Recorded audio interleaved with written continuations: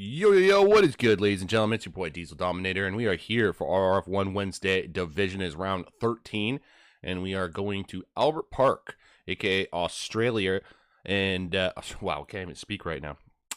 Australia, and this is a very interesting track. Of course, the most DRS zones on any of the F1 circuits on the calendar. 4 DRS zones to be exact. I think actually 2 of them, if I'm not mistaken, like both of them, actually both, so they're basically back to back, essentially. Like the first one's on the main straight, and then after the first chicane, and then the second one's on the long winding bit, into the fast chicane, and then into, I believe it's turn 11 now, if I'm not mistaken. But regardless, those DRS sections, how they're doubled up like that, I believe there's one detection point for each of the doubles. So it does make it interesting, just because if you do make the overtake on the first DRS zone, you'll get DRS on the second DRS still to even gain a further advantage. I believe that also helps with saving battery if the move gets done, obviously, before that fast chicane or the first chicane, regardless of what happens. So there's some interesting dynamics. There's some interesting strategies. Obviously, tire compositions come into play. Burt always comes into play. And then, of course, you always know the torpedo is going to come into play eventually. But never know. We're going to see how this goes down. And we'll go from there, okay, folks? Let's see here. Just get a look at who's in our lobby today. Looking pretty good. Without further ado, I'm just going to shut up for a little bit, and we're going to play the national anthem of Australia. And then hopefully by the time it's done, we'll be in qualifying, because you can see they're just readying up. So let's do it right now. Let's hear the beautiful lady play the national anthem of Australia. Enjoy.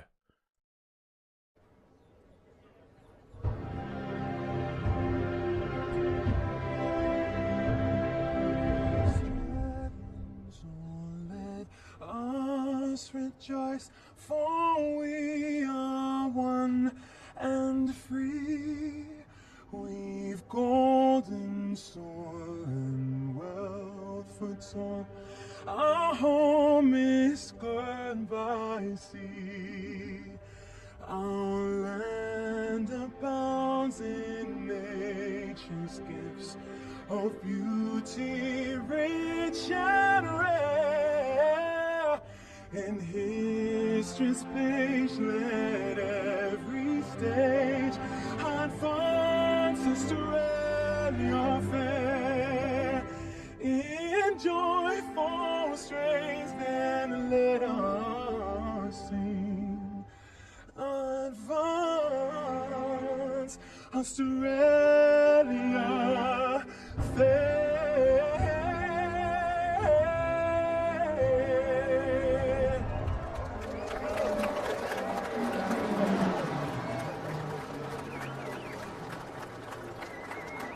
Yo, and what I tell you guys, man, just perfect timing. I'm too good sometimes. Just sometimes. I'm too good. Not all the time.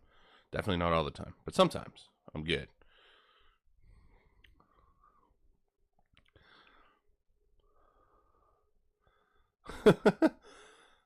I'm playing Planet of the Apes memes with Twisted Dragon right now on the Discord. It's great though, because we're playing the old Planet of the Apes. Not even Mark Wahlberg Planet of the Apes, for any of you millennials who think Mark Wahlberg was the first.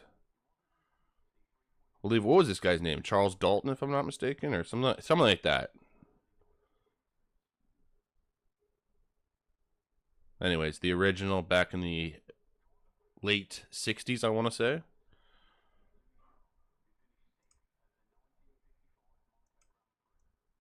That was simple. It was just a simpler time. Speaking of movies, actually, folks. Oh shit, sorry. CoComs is not Potter today, so we'll take that down, because I do not have CoComs today. I'm all alone. I'm all alone.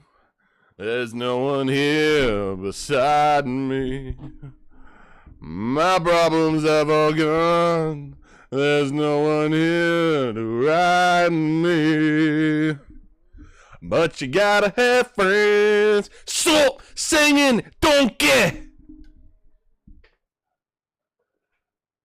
And that is how the cookie crumbles. Ladies and gentlemen, you wanted a sober diesel, you get a sober diesel. You get the full ADHD. I hope you guys fucking enjoy the absolute nonsense that's about to come out of my mouth. You thought, like, me drinking was bad. Actually, drinking is, like, kind of me calmed down to a degree.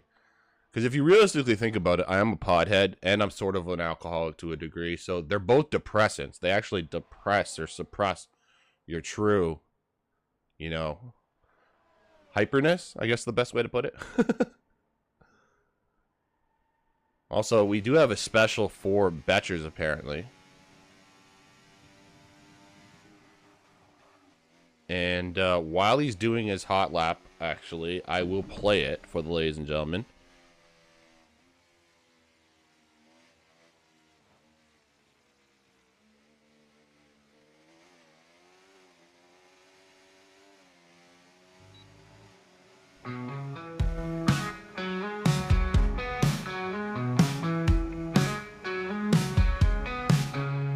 Driving blind roads, passing fast, corners come and go in a flash.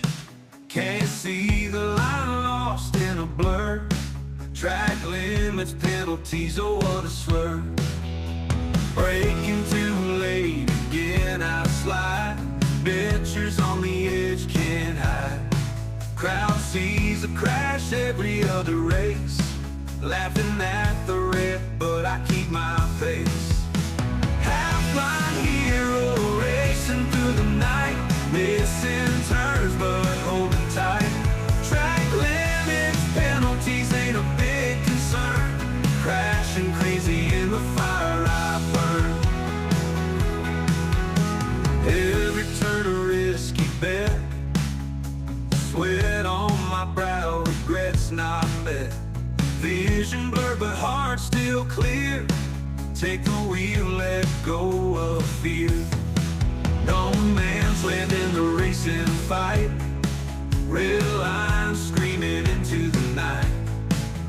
A quarter view but I make it count. Crawler on the track at any amount. Half-line hero racing through the night. Missing. This is actually freaking hilarious.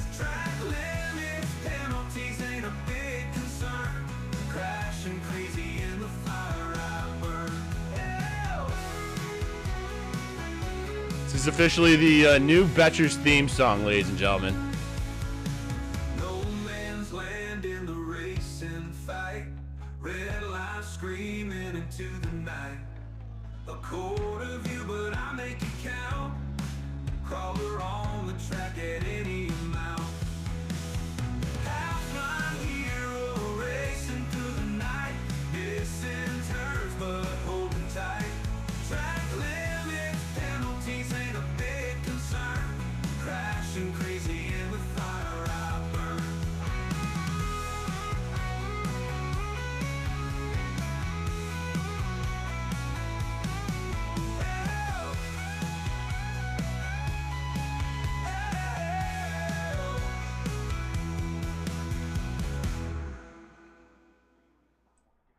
All right, there you have it, ladies and gentlemen. That is the official Betchers theme song.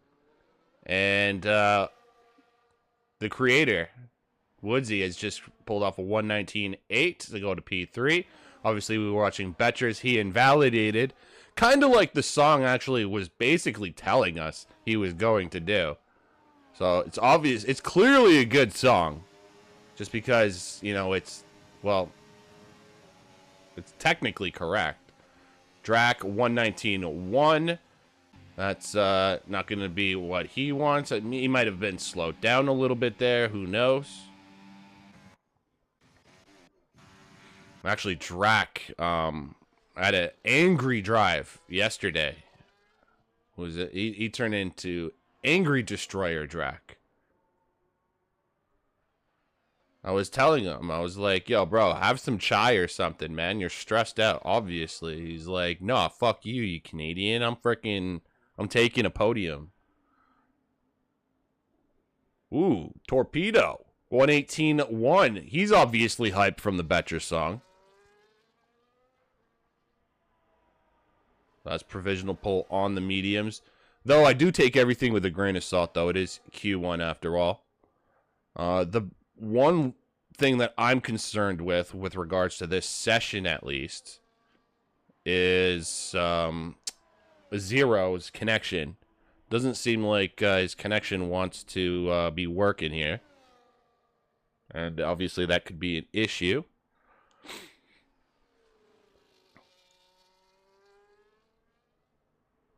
Zero obviously trying to extend his championship lead. And as you can see, there he goes again. So this is my way of saying Aston Martin are having engine problems in the garage. Here comes Bjorn across the line. That's good enough for P4. Okay, so we got Whitey now.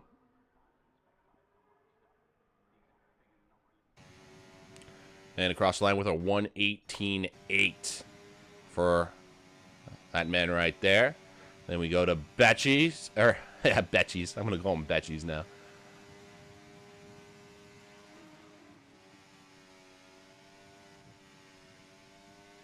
All right, well, he gets the fast chicane down this time. Now we go into the newly profiled, not, I guess, this year, but I think it was 2 years ago now.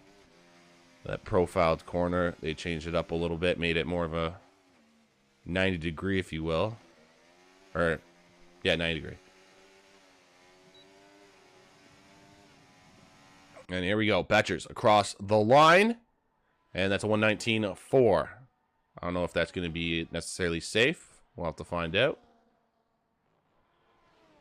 All right, so we got Brewdog. Hayden is just behind, and Dom has invalidated.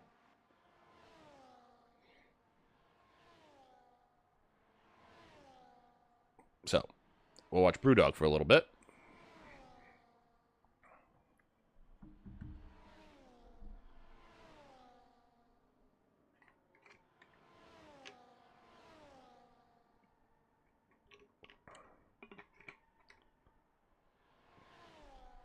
Oh, man.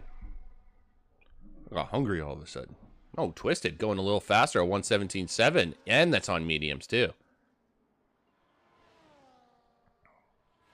Definitely have to keep notes, especially if these medium guys are taking pole. And there you have it. So, yeah, Zero is obviously having massive issues. Brewdog 118. Not too shabby. Hayden across the line. And then he takes provisional pole, 117.1. So it's definitely possible we could see some 116s.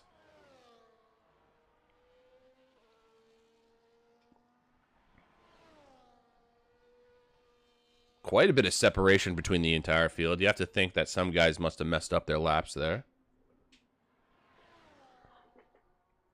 But yeah, normally you don't see almost 3-second gap between P1 and P12, so...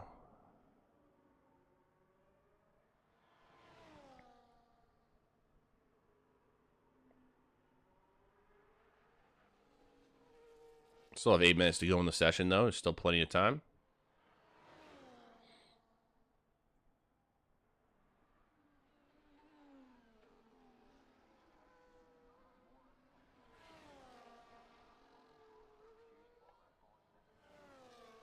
All right, here we go. Toto, cross the line. And that is good enough for P10. Is it Dom crossing the line? Yeah, Dom, good enough for P3. A 117.9. Yeah, also that's another thing, too. I don't know if some guys are pushing on the outlap or whatnot sometimes. So that could be these 119s. They're just not using DRS potentially. So you guys can clearly see when Dom started trying, he jumped right up. See, here we go, Tom.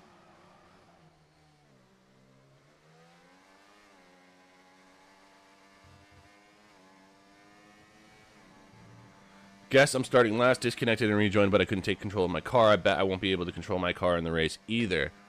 Yeah, so there you heard it here first, actually.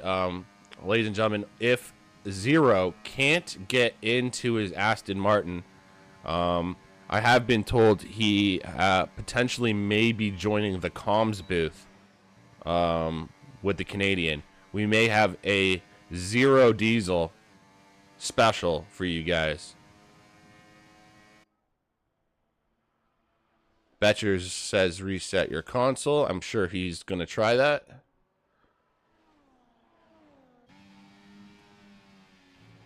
Oh my goodness, Goomba! Almost.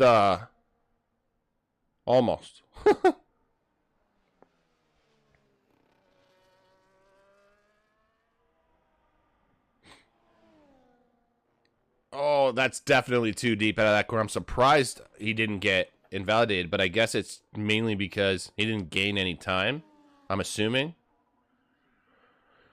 Just gonna have to take it on the chin if it doesn't let me drive the car. Yeah, so apparently Zero may be joining the comms booth here, folks. I know he thinks I'm joking.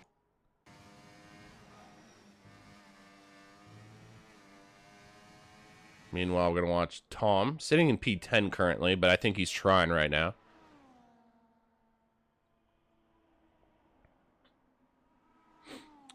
Where's Zero's contract? Tell him he's contractually obligated to join the comms booth if his car doesn't work. I mean, typical Aston Martin, right, folks? I mean, this is obviously it's the year before Adrian Newey gets there, so we're hoping that, you know, once Adrian actually reaches, that he'll be able to fix up Zero's car and Zero will continue his dominant reign of terror. What old Tom, what's he have to say? Tom won 17-0 on the mediums. So yeah, 116 is definitely possible. I'll be in Greece next week, so I'll be fine, I think. And Diesel obviously wants to get banned if he wants me in the comms booth. Well, it's actually kind of good for me because the rules state that even though I am to a degree responsible for like who I have, like you haven't done anything bad to show me that you're going to be saying anything. So if you were to say anything derogatory or racist, I actually don't get, as long as I like get rid of you right away, I won't be held accountable. If I prolong your, you know, derogatoriness, then I can get in trouble. But yeah, it's kind of cool. I'm my own boss in that way. It's kind of like if you were the host of a podcast and the guy was talking mad shit and you just didn't like the content that you were filming. You're like, okay, cut. We're done. We're done. Cut the film. Cut this guy. Cut the fucking thing. Cut everything. And let's watch Mr. Woodsy go through the final two corners now. That's some bullshit. I'll get banned and canceled before you. I know, right? 119.188 for Woodsy. I mean, that's good enough to get him into Q2 as it stands. Betchers and the 49 are the two drivers in danger. They have to make up about 0.3 of a second. 49 just a little more than a 0.3, but you get the drift. That's going to be the goal there. Woodsy, Destroyer Drac. I feel like he will want to improve a little more than P14. I mean, I know he pulled off a last to third challenge yesterday, but ugh. Waiting patiently for this man to get through, and I think he might wait. No, he's not going to wait for the McLaren. Just going to go straight into the pits. Oh my goodness! Well, Drac's having fun. I think that's safe to say. What do you guys think? Should we play the Betchers song one more time? Well, who did not hear the Betchers song?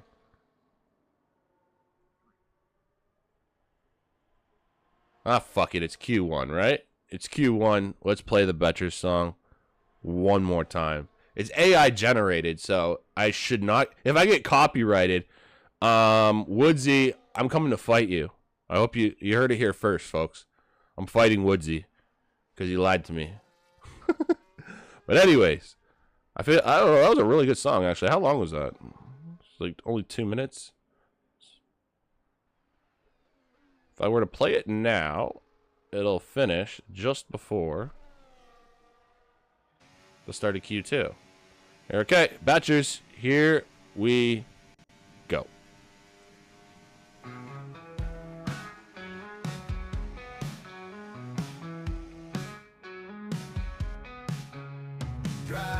And he's already mucked up, so he's going to have to go around again. Corners come and go in a flash. Can't see the line, lost in a blur. Track limits, penalties, oh what a swerve. Braking too late, again I slide. Bitchers on the edge can't hide. Crowd sees a crash every other race. Laughing at the red, but I keep my pace. Half-line hero racing through the night. Missing turns but holding tight. Track limits, penalties ain't a big concern. Crashing crazy in the fire I burn. Every turn a risky bet.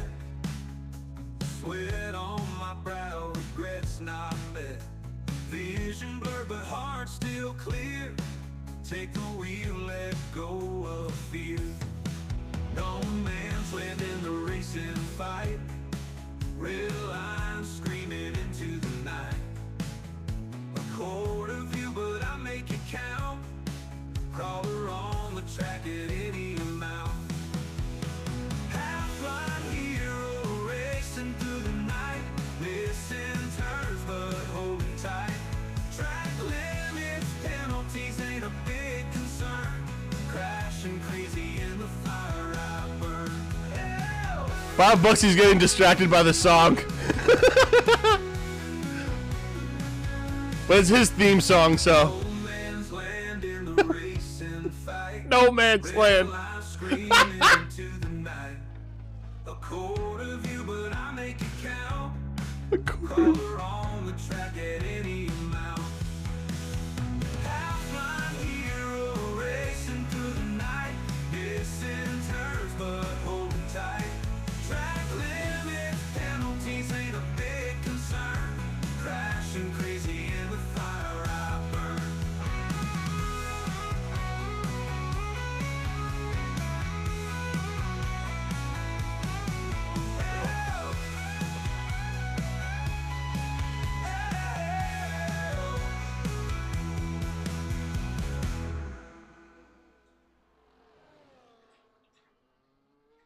Alrighty then.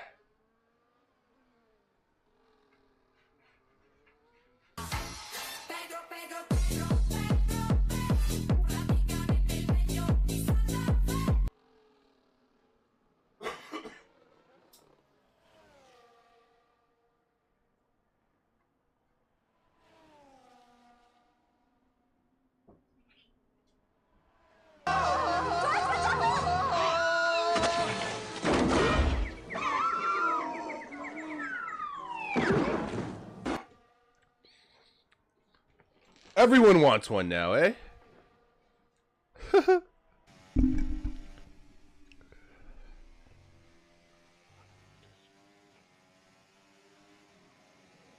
You've got a problem, change your fucking car.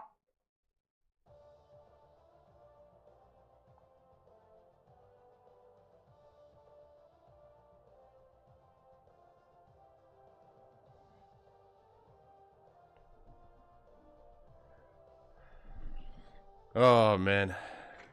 Did I go for it? Did I send it or didn't send it? Yeah, you Oh, send it! Oh.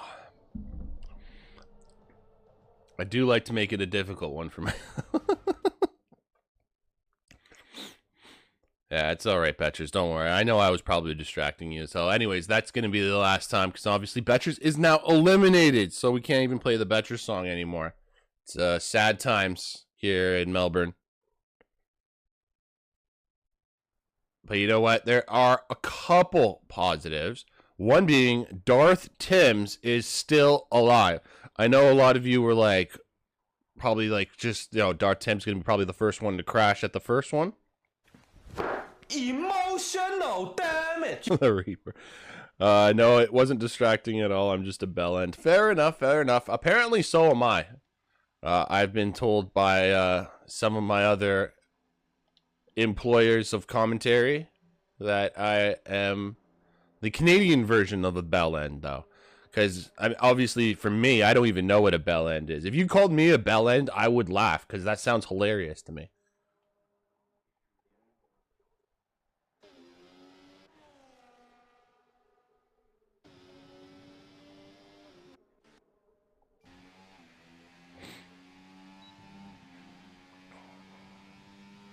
I'd probably piss off somebody if they were, like, really drunk and they called me a bell end. I'd be like, what? The end of a bell? Like, how's that even, like, remotely threatening or disrespectful? You're calling me, like, do I hit the sides of the bell? Am I at the top half of the bell that you hold and, like, you ring it? Like, because then I'm in full control. And then that I want to be the bell end. Or maybe I'm just smashing shit, you know? And what guy doesn't like smashing shit, if you know what I mean?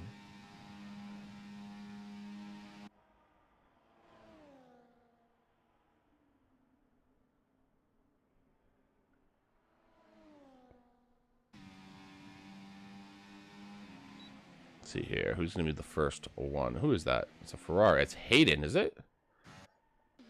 Hayden going to be the first person to set a time here. And here we go. It's the start of Q2, ladies and gentlemen. Everybody, welcome to the Dub Zone.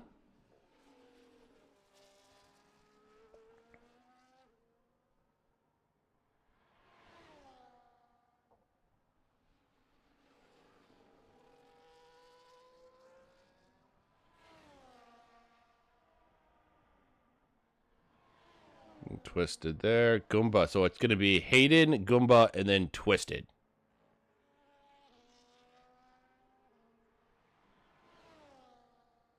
I'm expecting big things from Hayden, though, here in this qualifying session. Not necessarily the first time he sets, but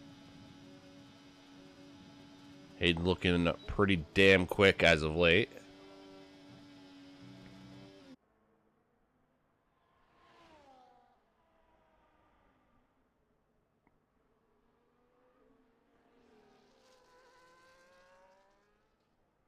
Now, watching Hayden, it'll be really interesting to see how he does in the Diesel Classic.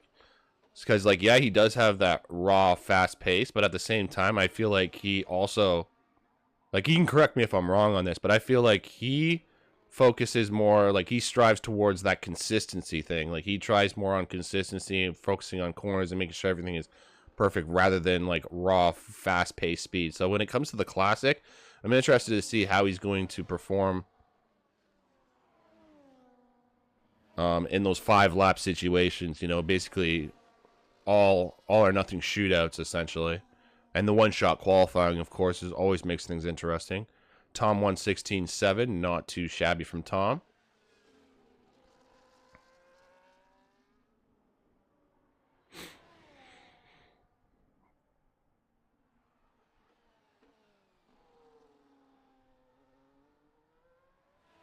And as long as the Diesel Classic is full, of course, I will make sure to have a full-length feature film based around the entire event. Just gotta have the numbers. Gotta make sure everything works out, you know? Bjorn coming across the line. Good enough for P4. Here comes Whitey through the final corner now. Whitey! Hey, what's up, Preet? Whitey.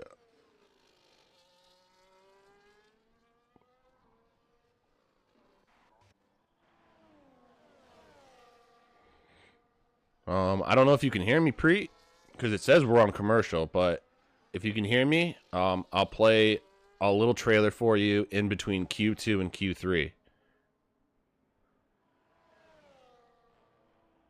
And hopefully that will explain everything about October 12th.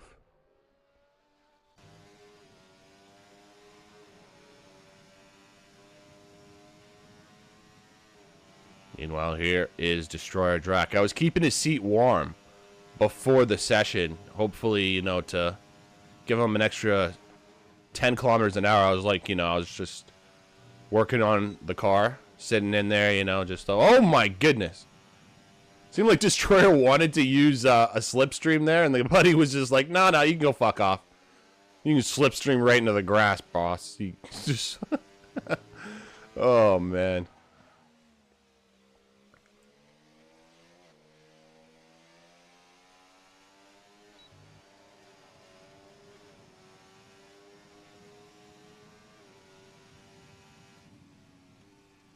All right, 117.9.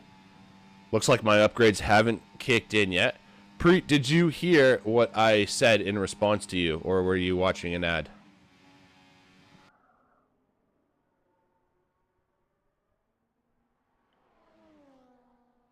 That's all I really care about right now, as long as Preet heard me. Okay, ad. All right, so basically, I'll play a special ad. Funny enough, I'll play an ad in between Q2 and Q3. It's only 90 seconds, but I'll play a special little ad and it'll explain everything on what's going down October 12th.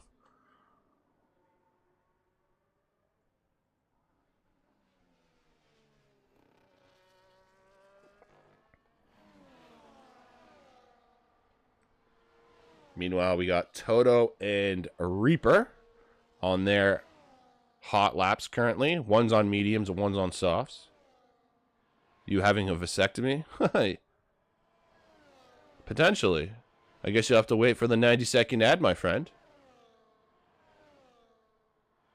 Only time will tell.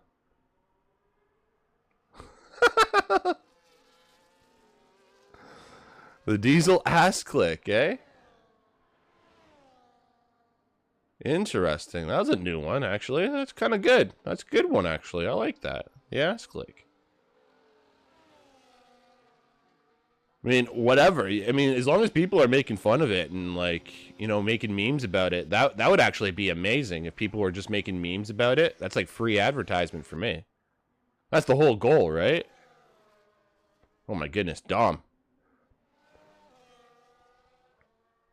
How does one click an ass? Oh, pass. Oh, pass. He's still young. He's still young, guys. There's a little street on the in the Netherlands, actually, specifically in Amsterdam, that you can definitely learn how to click an ass.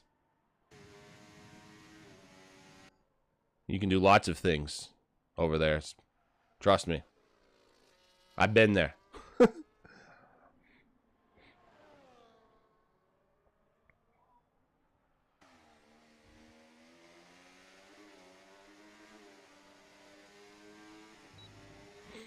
Actually, I think the best was, this is actually a true story as well. I think this is more funny actually for any parents out there. So I remember the first time I went to Amsterdam, I think I was like 14 or 15. So obviously I didn't do anything bad, but my parents took me to like just walk through, because there's not really nudity in the front. There's a little bit, I guess, through see-through lingerie, I guess.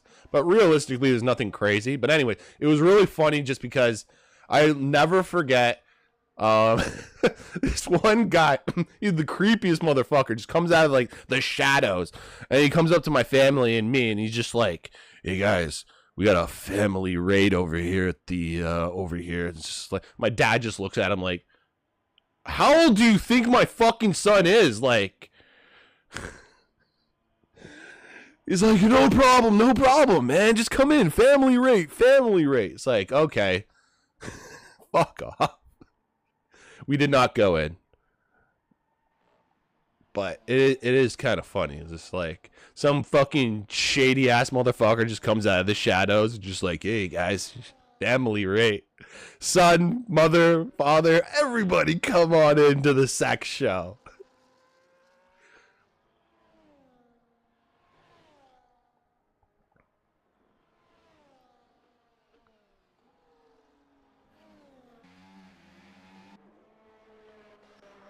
All right. Well, enough about me for now. We have 5 minutes left in the session. 2 drivers still have yet to set times, being Apex and Goomba.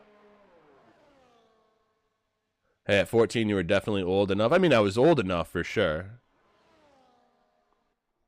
But between you and me, I hadn't lost my virginity at that point. So I did not want to lose my virginity to a, well, I guess stripper, prostitute, sex worker, whatever word you want to use.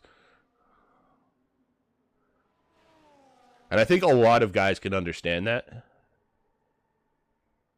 then there's other guys that are just like, probably, well, if they're virgins still, they're just like, oh, get it whenever you can. Nah, I was too emotional, man. I wanted to lose my virginity to someone special that I cared about. That's why I went back to Amsterdam when I was older. And goddamn, was that an experience and a half. That's another story. I mean, I just told you about the first time I went to Amsterdam. That's the PG story. I have a very rated R story about Amsterdam. That was fucked.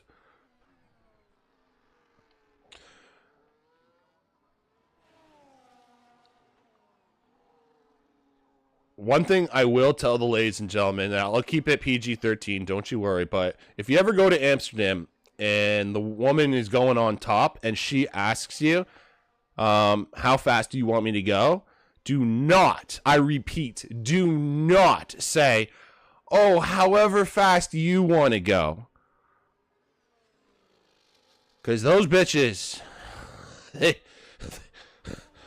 let's just say my inner thighs were bruised afterwards, okay? Let's just put it that way.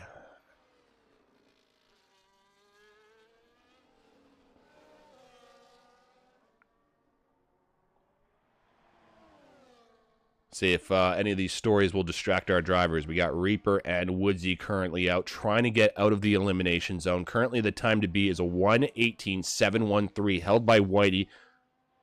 It's not necessarily safe, though. He's still in the pits. We got 2.5 minutes to go in the session. There's still plenty of time.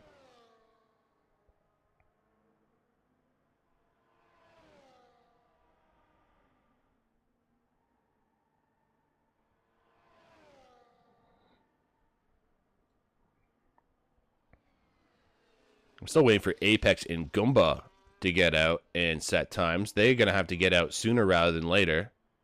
Here we go. Reaper through the final 2 corners. And then Darth Timms. He's also starting his lap. Woodsy's coming up there as well. Here we go. It is the Reaper. Cross the line. And he does. 117.6. Apex has left this session. Okay, thank you for that, Betchers. And Woodsy obviously made a mistake somewhere and is going straight into the pits there. So I think Woodsy is done from the session, just mathematically speaking. Goomba is now out on an out lap. So that's going to be Apex, going to be starting in P15. Woodsy's eliminated officially. And here comes Darth Timms. Will he pull his George of the Jungle specialty? Well, it almost sounded like a little bit of a lockup there. Go back on board. Listen to the sounds of the car.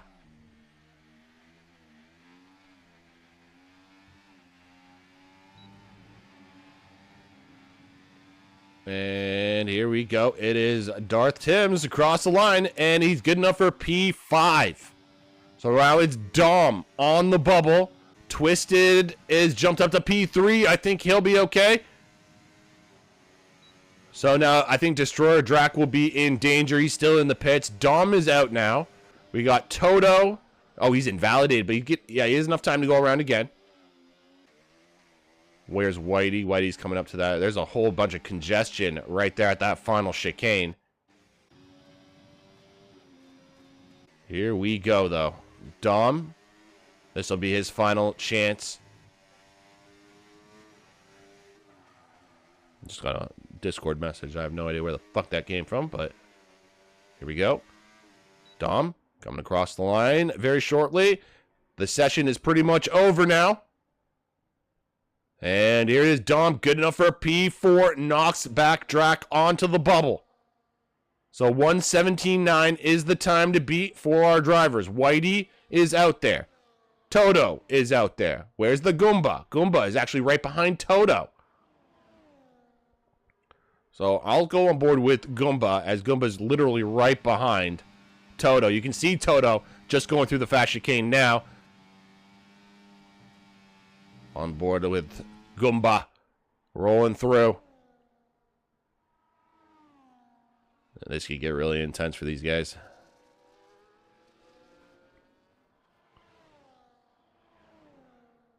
Oh, a little bit of a moment there, I think, from Goomba. I don't know. It looked like a little bit of a squirrely thing. Squirrely ting ting. There we go. Goomba and Toto. Toto can't do it. Goomba can't do it. What about Whitey? The final driver across the line. And he does. He knocks down Destroyer Drac. Bjorn just making it through. Oh my god, he was probably a little nervous there. But yeah, anyways, there you have it. Whitey making it through at the very end, and that is the end of the session. Now, ladies and gentlemen, I'm sorry there's going to be just, we're going to play the ad for the October 12th date. Preet doesn't know what's going down on October 12th. So since we have a little bit of time before Q3, I'm going to show you guys that one more time. I swear this will be the last time of the stream, or at least this stream. And then, yeah, hopefully you guys enjoy. Preet, hopefully you're there, and hopefully you enjoy. We'll see you back for Q3. And ladies and gentlemen, we are back for Q3, just like I promised. Because, of course, I am a man of my word. So essentially, it is a one-day tournament consisting of 3 to 5 lap races. The playoffs, all elimination rounds, have a one-shot qualifying. There's no damage. Yes, there are stewards. Yes, both things are... I should say both lobbies are streamed live. Because there's 2 lobby hosts to speed up the whole process. It's not just one lobby and then we do 5 lap races and everyone just waits around. So yeah, there's it's pretty fun. It's a fast-paced tournament. It goes for about 3 hours, I would say.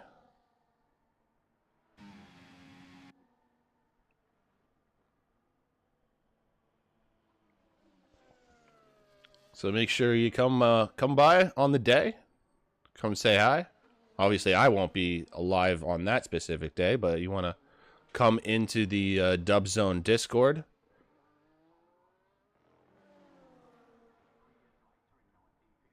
You're more than welcome. Actually, I think it's... Let's see if this... Sorry, guys. Let's see if this works.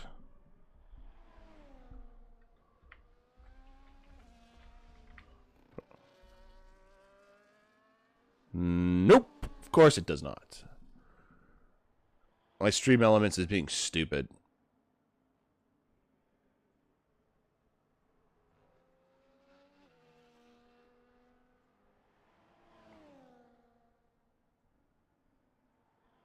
Try and set commands, you try and make things work, but heaven forbid it ever does.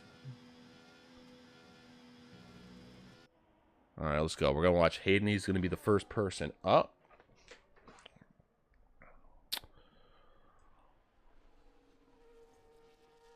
Oh, yeah, where? I'll be in the lobby. Also, I've just been told that we are going to have a lobby reset.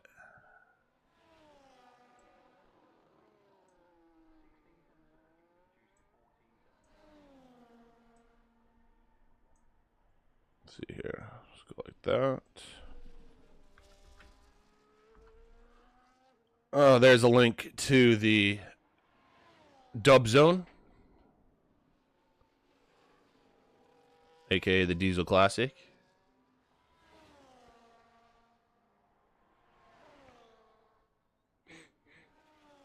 And obviously we're partners with RRF1 as well.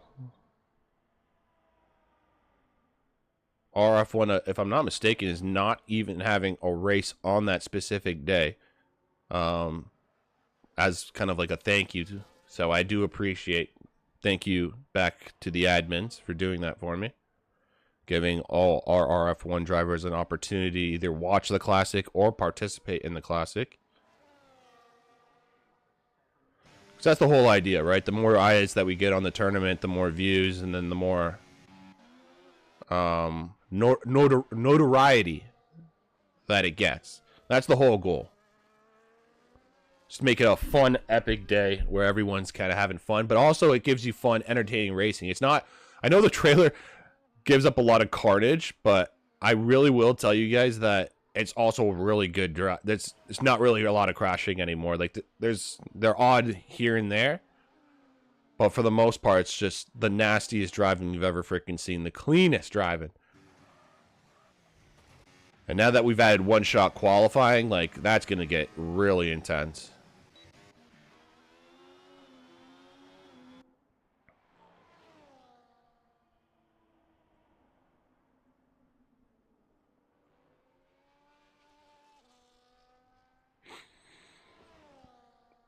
Oh, Whitey's gas lost wheel connection. Oh, that's fun. Everyone's having problems. 0 in Q1. Apex in Q2. And then now we have Whitey in Q3. Everyone is having some sort of issue.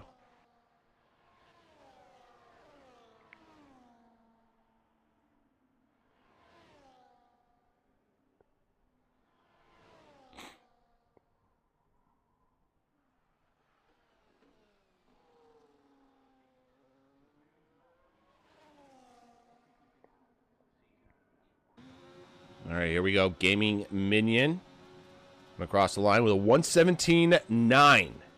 That's good enough for P6. Whitey, I guess, still having troubles. We're going to wait for the Reaper to come out. As it stands, Hayden on provisional pole with a 117.002. Twisted not far off. Tom right behind. And then half a second behind them is basically Tom in P4, Bjorn in P5, Gaming Minion 6, Brewdog 7, and Tim's in 8th. Oh, Whitey might have, I don't know if he's out on the pad or he's got the wheel connection back. Regardless, he is out there.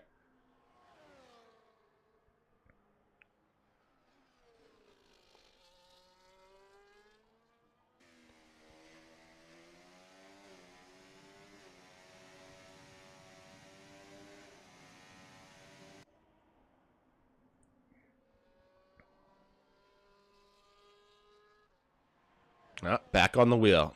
We have reports from the Mercedes garage. Head engineer Betchers letting us know he is back on the wheel. And yeah, actually you can see, if you go on board, you can clearly see the wheel is on the car. So I mean, yeah, I mean it was right there, right? Right, Betchers? Like I have 100% vision and fucking I can't even see. Sorry, man. All right, here we go. Whitey.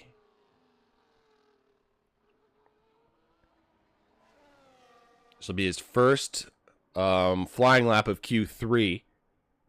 I think he's leaving himself just enough time to maybe set one final lap at the very end. We're going to see, though.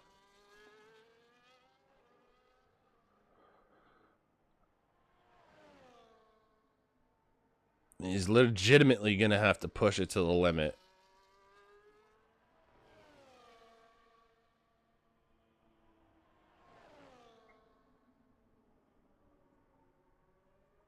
Ooh, Hayden's also... I didn't even notice Hayden was out here pushing. This sneaky little bastard. And yes, he does a 116.605. He tried to get away, but I caught the very end. And he gets even faster.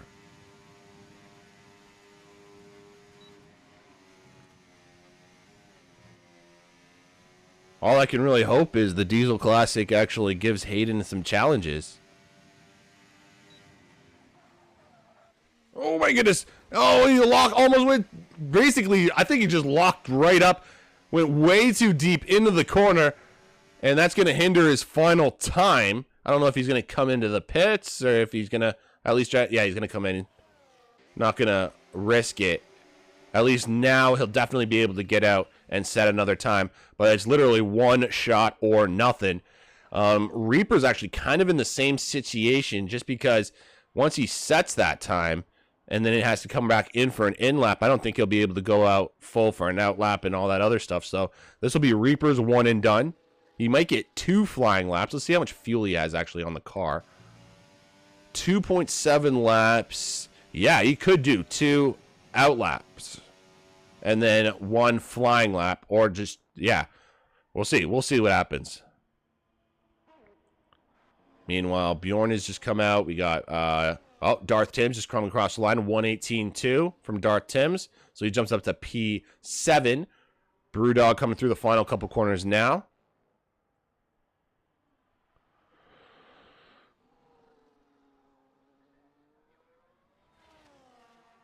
And here comes Brewdog. 118.3 currently. And it's a 117.3, a full 1 second faster than his original time, and he jumps up to P4. Let's take a look at Reaper, at what he's deciding to do. Is he using that full amount of battery on this lap? It seems like he's using quite a bit.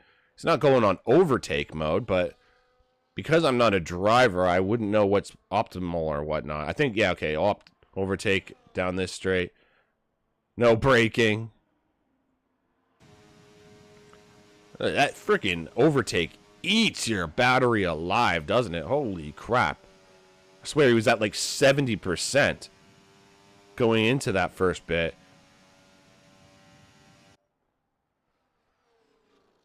Here comes the Reaper.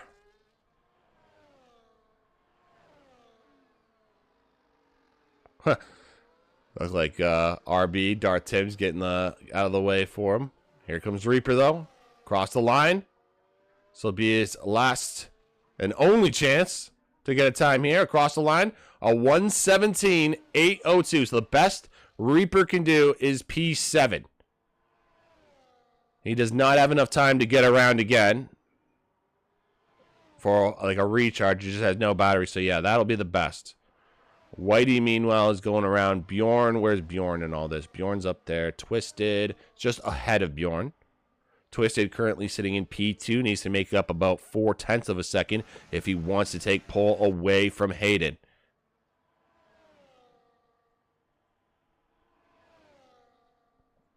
Gotta keep an eye on Bjorn as well.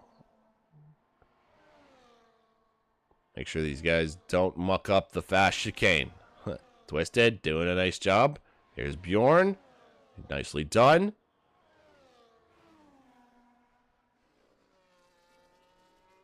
All right, the final seconds tick down here in Q3.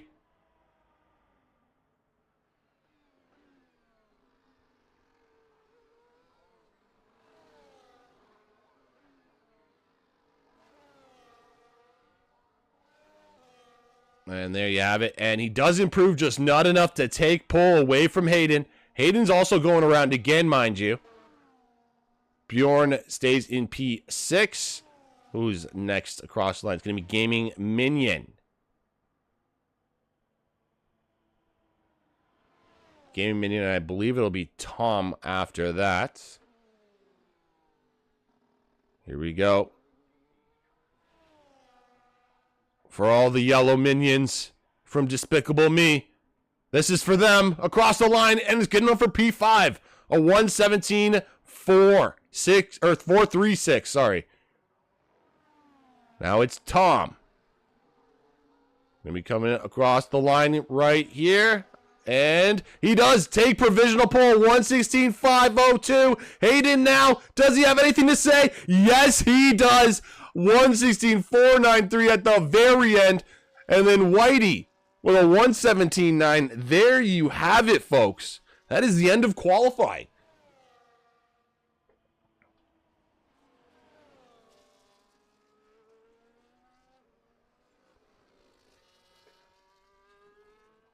So Hayden and Tom will start at the front row of the grid. Diesel, scroll up to Wednesday chat. Look what happened to my pedal in practice session. I did, actually. I did look in there, brother. You were sending the pictures in your cardboard little box thingy? Oh, I saw everything. Whether I choose to respond to it while I'm half asleep is another question entirely. That is the better question you should be asking yourself. Does he need to respond when he's half asleep? No! Ugh. I gotta grab a beer.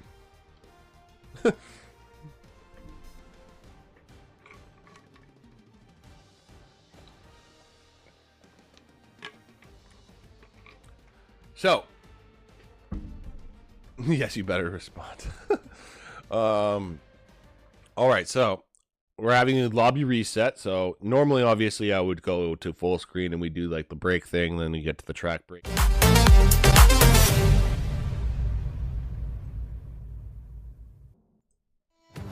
Yo, what is good, ladies and gentlemen? It's your boy DieselDominator, and we are here for RRF1 Wednesday. Division is round 13 as we go to Albert Park, Australia. Just finished a wonderful qualifying session. We just had a little bit of a momentary lapse with the connection issues, but I think everything is working and up to par once again. Here we go into my track notes. 14 corners altogether, 9 being to the right and 5 to the left, 5.2 kilometers or 3.279 miles. The 4 DRS zones, as I said at the start of the stream, the most on any calendar or any track on the F1 calendar. 2.45 meters is the elevation because this is technically a street circuit around that wonderful lake that we saw on the map there. Here are the Pirelli compounds for this evening. You got the Pirelli soft to the left, mediums in the middle, and the hards on the right. Of course, inters and wets are a possibility, and it is looking a little dark, but for the start of this race at least, it is looking like a dry start. So, without further ado, we should be getting started shortly. There is your wonderful intro. Now you get rid of my stupid ugly mug in the corner, and we get to enjoy some full screen racing. Let's go. Let's have it. I got the brewski in hand, by the way, ladies and gentlemen. So don't you guys worry. Everything is ready to go. Cheers to all you beautiful people. Let's go full screen again. Woo! So yeah, everyone has probably picked their setups by now. So we should be starting in at least the next 30 to 60 seconds.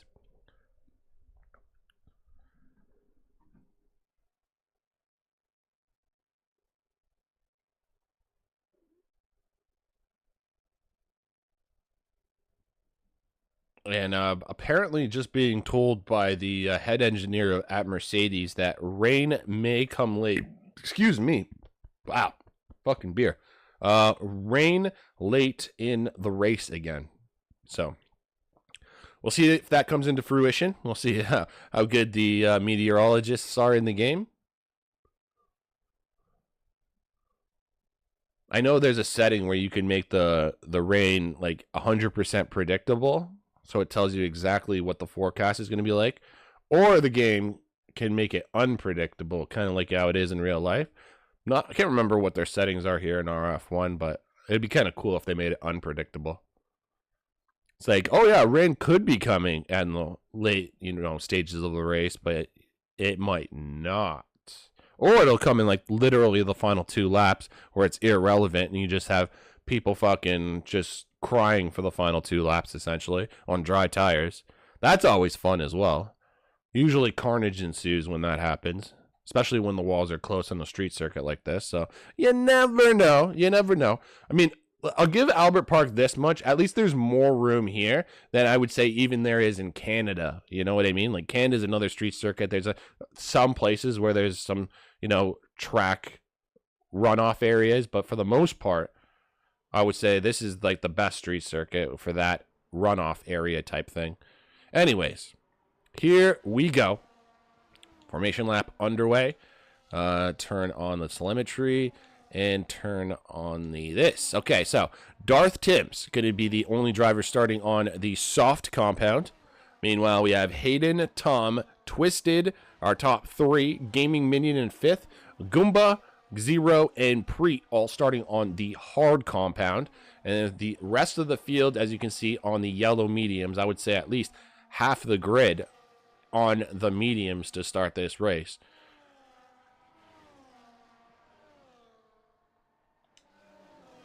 I'll go back to the tires in just a little bit, guys. If I don't go back, you can always remind me. That'd be greatly appreciated.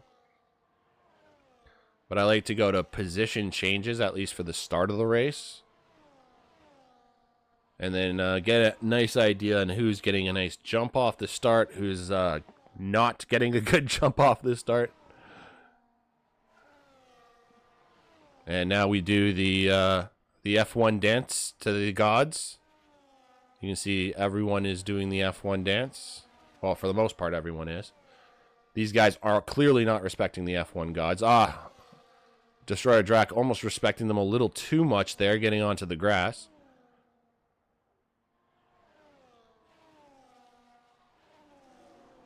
Little wiggle wiggle for everybody. All right, here we go. Name and shame time.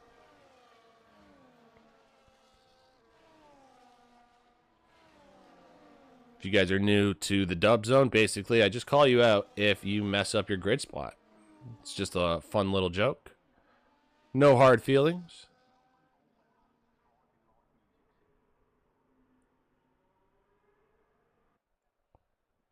But usually, I've learned everyone has realized that I do this, so they don't mess up their grid position. Oh, find the pass, you fucked up. I saw that. Okay, here we go. 1, 2, 3, 4, 5 lights. And we're off racing with the worst camera angle possible. Hopefully it changes going into the first corner so I can see something. Here we go. All right, are we going to see any carnage through the midfield? A couple cars are off track. Nothing too massive. Couple jockeying positions. Twisted down 4 positions. Find the pass. Already doing his namesake. Up 6 positions. So I just like to watch the midfield because usually, you know, there's going to be side-by-side action. Oh, my goodness. And the kick of pass. It looked like he tried to make the overtake. Didn't get that done. Oh, my goodness. And almost pretty much carnage ensued behind. Because Toto was trying to get past, runs into the back of pass. Almost the concertina effect, essentially, there.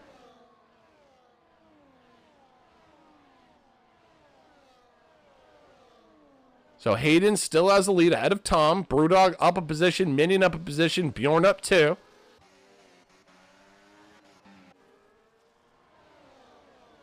Obviously, this is where racers try and settle into their positions. Even in the back, though, we're seeing fighting. Just because you got guys like Destroyer Drac, who's naturally really fast. He's just trying out new assists. He's struggling, but he could potentially make some overtakes there in the back. You got Bjorn, and Bjorn looks like he went for a move, and he's made it past Gaming Minion. So Bjorn doing a nice job, and he's now up 3 positions in P4. Action all around, it would appear. Did Find the Pass get any damage, though? It doesn't appear he got any damage. Oh, no, that's Destroyer Drac. And as I said, yeah, the no assists. I think it's pretty much no assists. I know it's definitely no traction control. He's definitely getting better, but when he struggles, he struggles. That's the only way to put it. But when everything comes together, my God, watch yesterday's stream. Watch Destroyer Drac come from last place and battle it out with 2 other drivers for pretty much 20 laps. It was freaking ridiculous.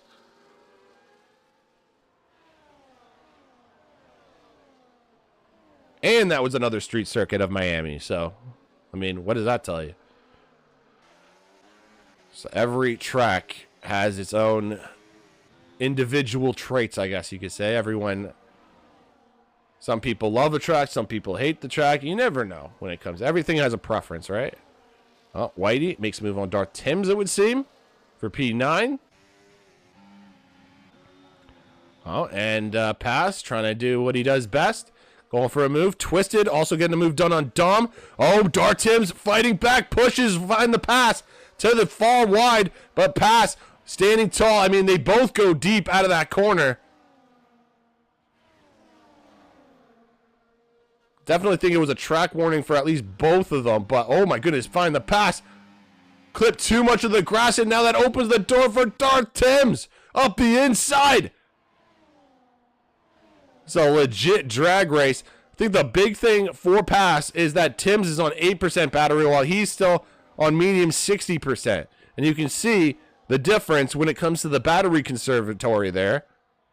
And the power difference, at least. 0 now, trying to go around the outside of Preet. Preet's going to try and hold his line, going defensive, and they make contact. And Preet gets the for sure the worst of that.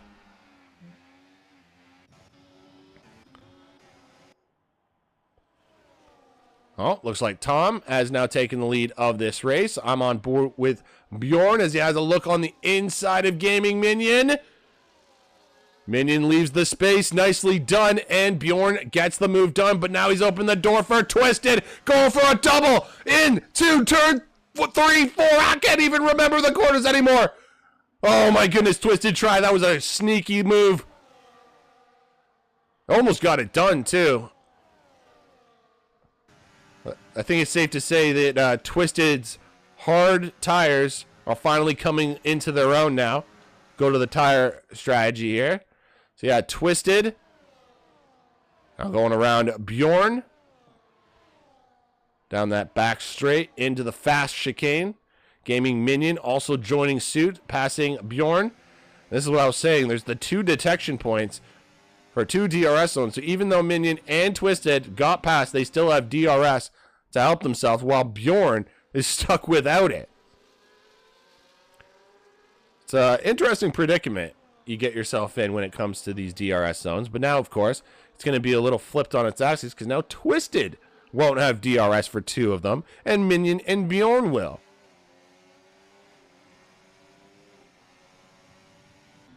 Oh, how the turntables, eh, folks? Looks like Minion won't be able to get him into the first chicane. What about into turn 3? You gonna see anyone doing anything brave? I'll go up to the top in just a second, folks. Nice and composed. Here we have our top 3 keeping each other company. Tom and Hayden on the hards. Meanwhile, we have Brewdog on the mediums. Something just happened in the background, but I think that was just Darth Timms in the pits. Nothing too crazy. Preet has incurred the first 3-second time penalty of this race. Interesting. I feel like that won't be the only time penalty, though. So, Preet, you may be the first. You will not be the last, I promise. Well, I shouldn't promise that, because now that I promised that, he will be. Lovely commentator's curse, you know what I mean? All right, let's see. Hayden, nice and close to Tom. These two always seem to find each other out on the track. Brewdog, meanwhile, right in the thick of things. He has a very good shot at getting a nice position here, especially if he can keep up with the top 2 and use their DRS to help him in that straight line speed. And that's where the 4 DRS zones are really advantageous. Oh, there we go. Hayden. I mean, Tom doesn't give him any room. They're side by side. It's our 2 leaders. It's Tom versus Hayden. Tom forced around the outside. Hayden has to give the space and succumbs the position. But wow.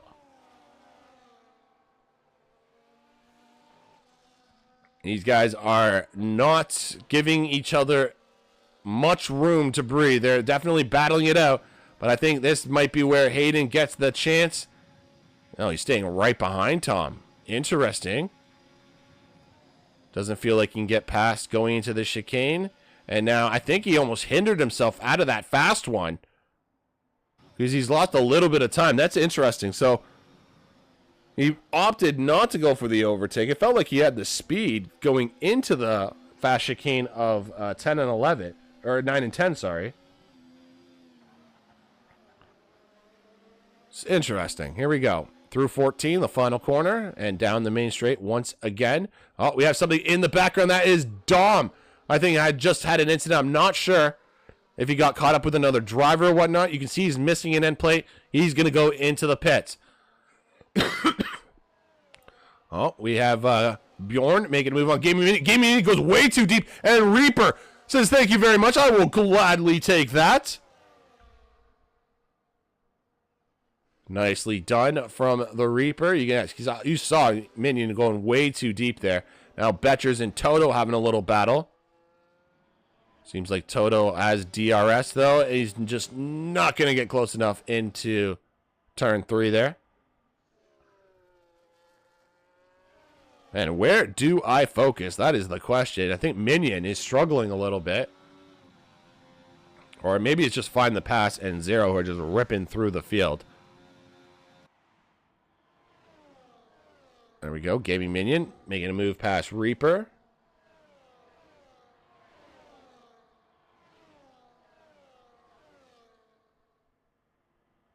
I mean, it was nerve-wracking. I mean, he did have that incident. We'll see just a moment ago, actually.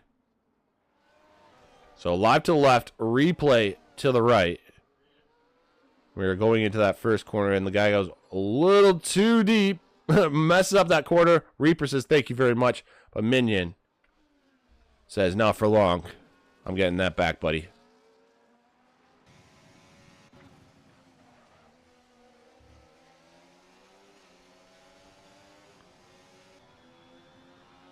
All right, so pass Zero, pass is almost in DRS. Zero, it has DRS on pass. Those hard runners are starting to look really strong in comparison to some of these medium guys. I think the mediums will start to fall off, especially after lap 10.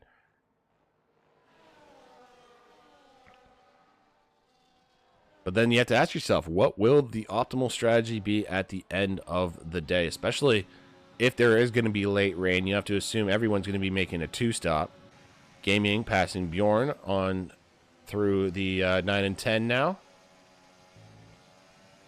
Oh, and an exchange of the guard up at the top. Hayden takes the top position once again from Tom. I'm sure those two will be exchanging positions multiple times. Ooh, Find the Pass, and Zero's really putting pressure on Find the Pass as he comes up the inside of a place you don't normally see overtakes. Very nicely done into 14. Or sorry, 12. I'm losing track of numbers here. Oh my goodness. That was a really nice move by Zero into turn 12.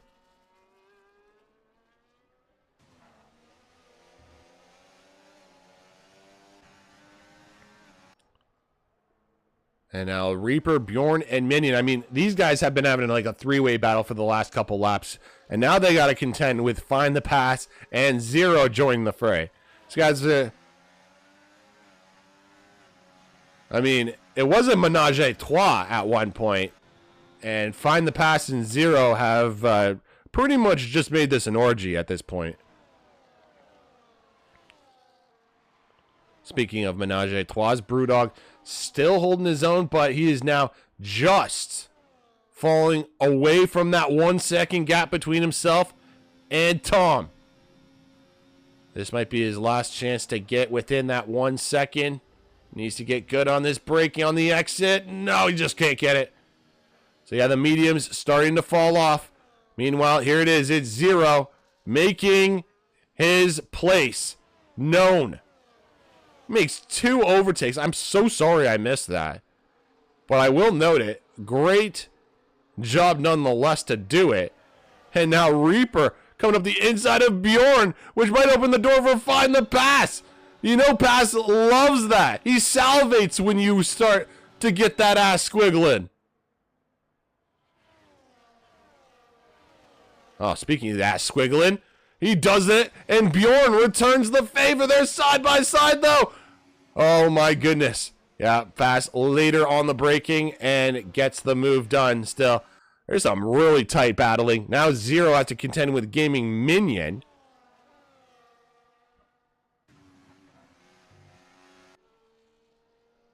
Apparently, Gaming Minion, he took over Gru when Gru retired.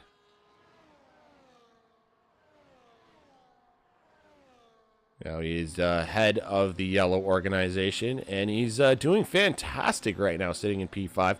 Though he does have to contend with a kind of a fast Aston Martin right now.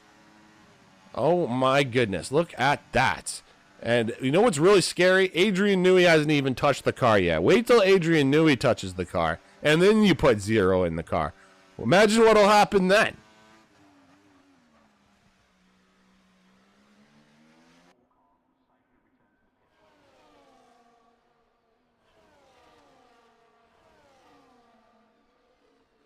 And yeah, I think that's proof enough if you didn't already believe me. Mediums are falling off. Brewdog has completely fallen off the pace of the top two. And Twisted now has taken P3. If Brewdog is not careful, he runs the risk of losing quite a bit of time in the long run. Just to, you know, maybe go on to the hard. I think these soft or medium guys might want to start thinking about coming in shortly.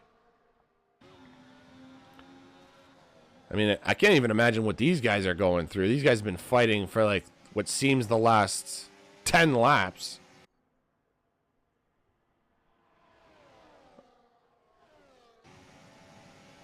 There we go. Find the pass. Goes around the long way. Is Bjorn going to follow suit? Yes, he does. Reaper slots into P9. And, of course, these guys still have DRS. I don't think Bjorn's going to get close enough to pass here.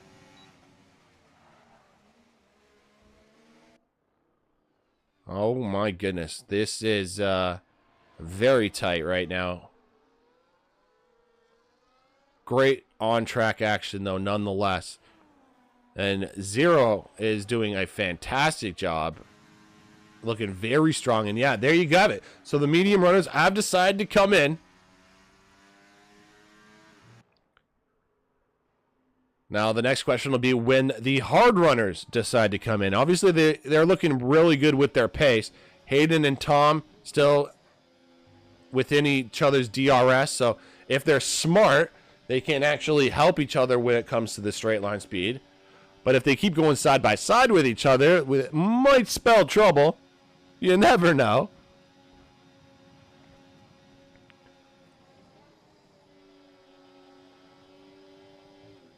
See, I feel like if he gets too close to Tom going into that fast chicane, it really hinders the exit speed. It's just, I've seen it multiple times now. I feel like Hayden needs to find that sweet spot just behind Tom going into the ninth corner there.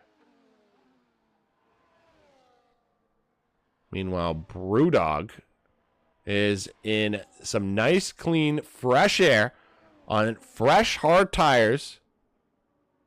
And let's see how the undercut works. He pretty much lost 5 seconds, essentially, staying out as long as he could with the mediums. See if he can try and make up that time, or at least a little bit of time. As you can see, 12 seconds of clean, fresh air.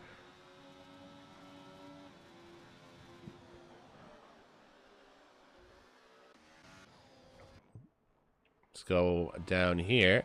I mean, you guys thought this battle was over. I mean, I don't know what to tell you. All of them went into the pits at pretty much the exact same time, and look at Toto struggling. I mean, Toto's tried to stay up, and Bjorn gets hindered there. Reaper says thank you very much. He'll take that, but Bjorn, I think, might be a little bit upset there. I don't even know. You can see the hand of his driver lifting up. You can almost imagine he was doing that in real life as well. And they're right behind Toto. Toto is not giving any room, and this is allowing Pass to fuck off into the distance, quite literally. I think Reaper's going to get him here, though.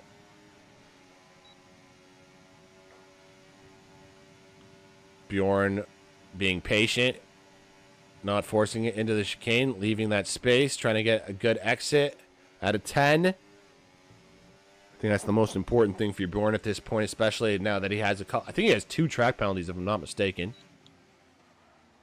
No, he's got the 1. Okay, that's not too bad. He still has to watch himself because he can't afford a second one. That's what I was going to say, clearly. Oh! Toto going a little too deep. Actually, no, he's going in the pits. That was, I guess, on purpose. But, hey, Bjorn, it made it look nice for Bjorn. Let's put it that way.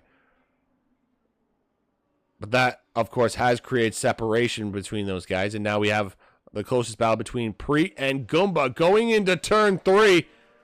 And Goomba gets the move done. You can see Preet is missing an end plate, actually, on the left side of his front wing.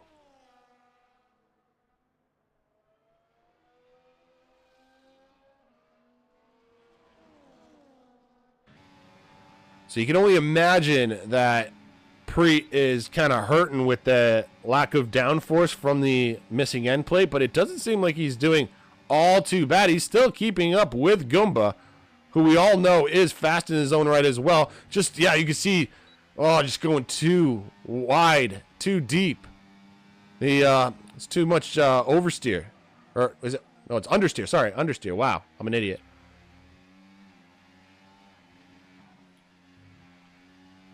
This is what the beer does to you, okay, folks? This is what the beer does to you. Makes you fuck up your words. I had a 50-50 shot. I fucked it up. It's either understeer or oversteer. I fucked it up, guys. Sorry. But yeah, it was definitely understeer. And that's definitely, you have to blame it on that end plate for sure. See, Reaper getting close to Bjorn once again. Find the pass as made a move through Preet. I'm seeing if Reaper gets close to Bjorn. Actually, Bjorn has DRS. I'm not sure where he got that from, but that'll definitely help him defend against the Reaper. He won't have it going down the back straight, though. I'm on board with find the pass on pretty much, what is it, 11 lap fresher tires? So a massive advantage for pass. So you go down that back straight. Is he going to get the move done before the chicane? That is the question. Here we go. Yes, he does. Right around that corner. Into 9. Nicely done from pass. And the control as well. The composure to be able to make the move and stick it so cleanly. It's got to be a testament to his skill as well. Ferrari's Hayden now has come in on fresh mediums. He is now going for the undercut on Tom. We'll see if Tom responds in kind. And here we go. So, Brewdog, how far behind are you from Hayden? Still 5 seconds. So, the undercut wasn't what needed to be done. As Hayden, as just that perfect strategy. He was able to maintain pace. Obviously, we want those hards. And, yeah, even that kind of tells me almost that Tom could technically maybe stay out or risk it if the tires are actually, you know, 100% okay. These hards seem to last pretty damn long. But I don't know if he wants to risk it. I mean, the sun is starting to come out. It feels like the sun's coming out even more. We may not even have any rain, like Betcher's predicted. But then again, he does have a quarter vision in his defense. So maybe he thought he saw rain when really he was just seeing, like, just lines in general. I don't know. Poor guy.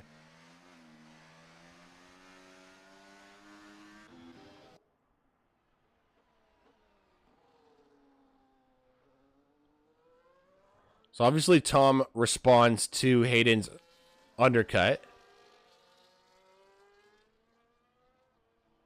See, Tom is literally just coming out the exact same time. Oh my goodness. So Hayden gets the move done. The undercut does work. Something's happened in the background as well. I have no idea what just happened. Seems like everyone's still going in the right direction. Reaper's now also missing an end plate, it seems. The same end plate, ironically, that Preet was missing. And, I mean, you have to assume it's from these battles that these guys have been having.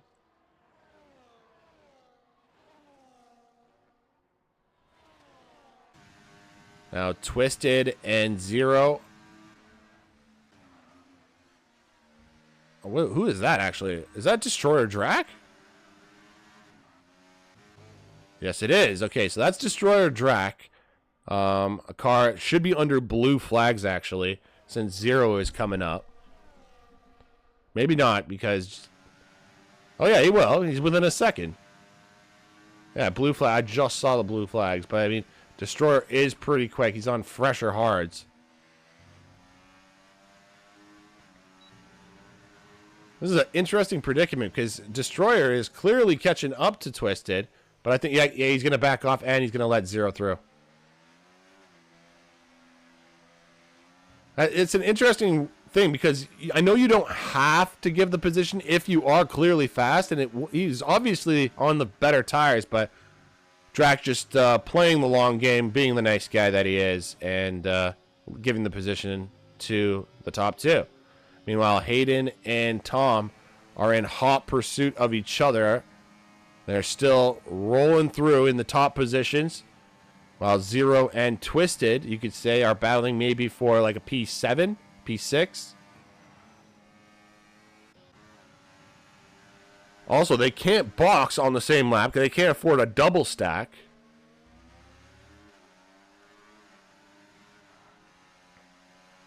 So what's going to happen here with Team Aston Martin? Who's the Lance Stroll in this group? Who's going into the pits first? It is Twisted. Daddy says Twisted Stroll can come in to the pits. And now we got Fernando Zero playing the long game. By the way, I'm just joking. That's actually a really insulting. I should never call anyone Lance Stroll. That's if you could be called Lawrence Stroll. Lawrence is a gangster. Lance, on the other hand, that's just insulting. I'm sorry, Twisted. I take that back. I actually take that back. You are not Stroll.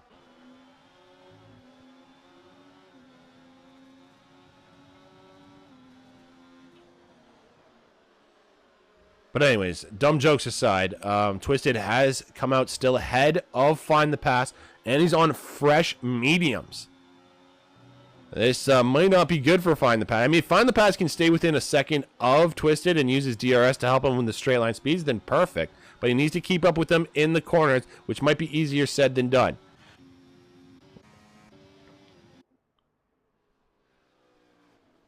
And here, of course, is where I'm assuming Zero is also going to be coming in.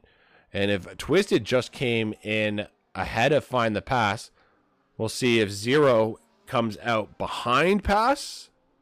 Oh, no, he's staying out another lap. He's really going for it.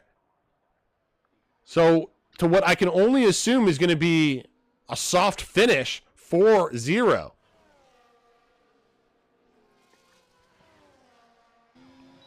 Because the sun is still right out, and I don't think there's going to be any rain here, folks. I just don't think there can be. There's 10 laps to go. I mean, I guess it's possible. But if there is, it's going to be very minimal, and it'll be at the very end.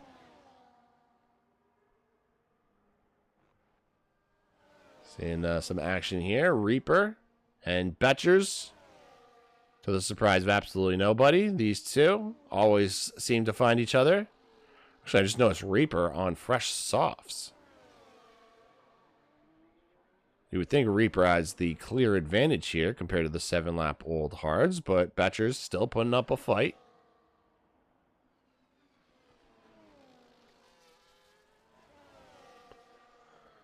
If I'm not mistaken, it's the top 15 in this league that get points, not the top 10. So, technically, if I'm not mistaken, it would be Woodsy who gets the final points.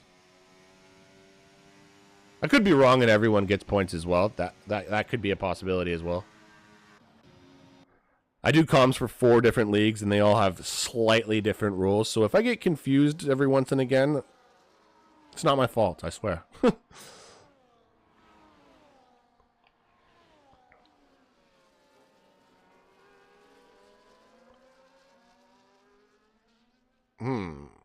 Could Zero maybe... I mean, I don't think it's possible, but wouldn't it be funny if Zero held up Tom and Hayden to the point where Twisted was able to catch up? I mean, he'd have to hold him over 15 seconds. That'd be a bitch move, but... I mean, it would be absolutely ridiculous. Basically what Sergio did to Lewis Hamilton in Abu Dhabi that one year. And no, I didn't forget the year. I just didn't want to say it for any Lewis fans because they would probably punch me in the face if they saw me. Oh my goodness, Tom having a look at Zero going in there. Just not enough room. He's going to get him, though, coming out of the final corner.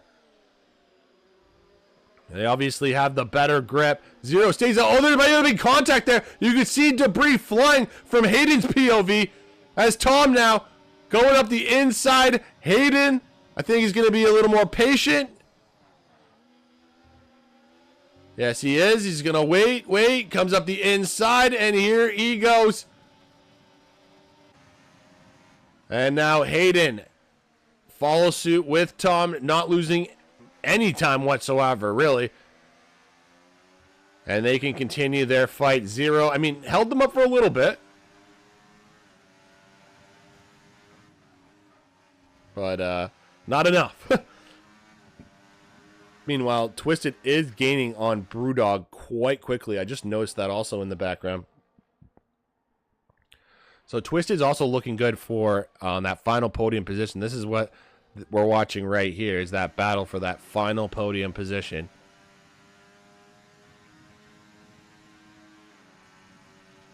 And I honestly feel like Brewdog didn't think the mediums, or thought the mediums would last a little bit longer than they did. And because of that, he was forced onto the hards quite early. And I think, yeah, those hard runners, the hard to mediums are looking like the optimal strategy, just because you're able to maintain pace in those hards for quite a consistent amount of time. Even Zero still staying out on lap 23 of 29. He's still yet to make his mandatory pit stop. That is absolutely nuts. Only driver yet to make a pit stop.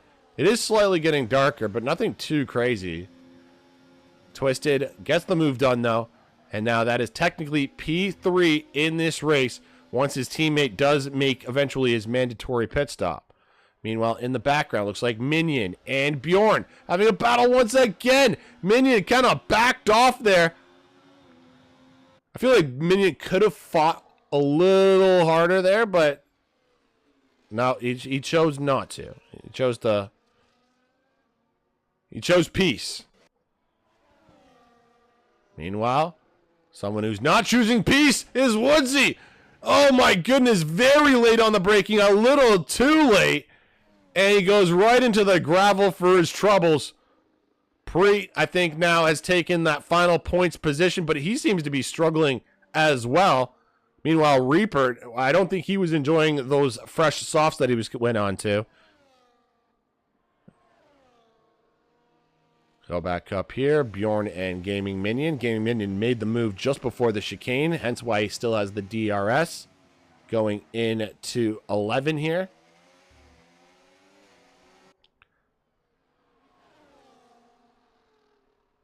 Realistically, there's action all around this track. Left, right, and center. Got 5.5 laps to go.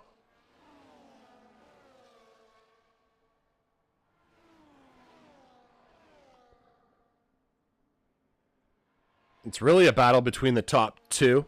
Zero has done a very good job staying with those fresh medium runners on 23-lap-old hards. But not only are these quick drivers of Tom and Hayden, but they just have the clear tire advantage.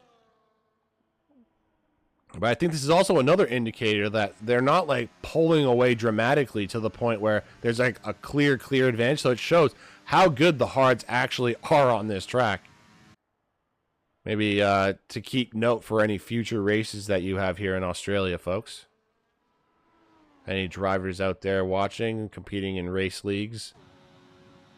Next time you come to Australia, hard to medium seems to be the optimal strategy.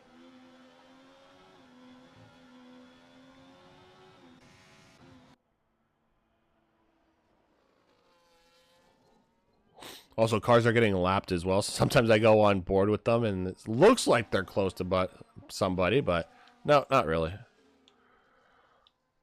All right, so we'll wait for... I have no idea when Zero is going to decide to come in. Maybe he's just happy that he's just racing in general, because there was at one point tonight where he probably didn't even think he was going to be participating today.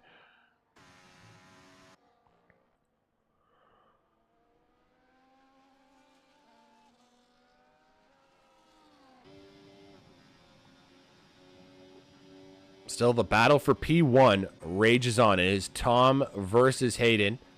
Hayden is leading in the ERS battery department.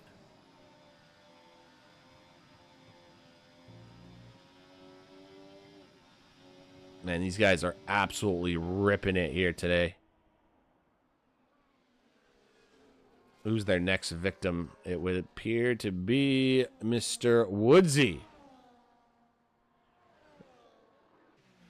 Yeah, he's struggling, and he's gonna have to get out of the way for our leaders here under blue flags. He's like, yeet.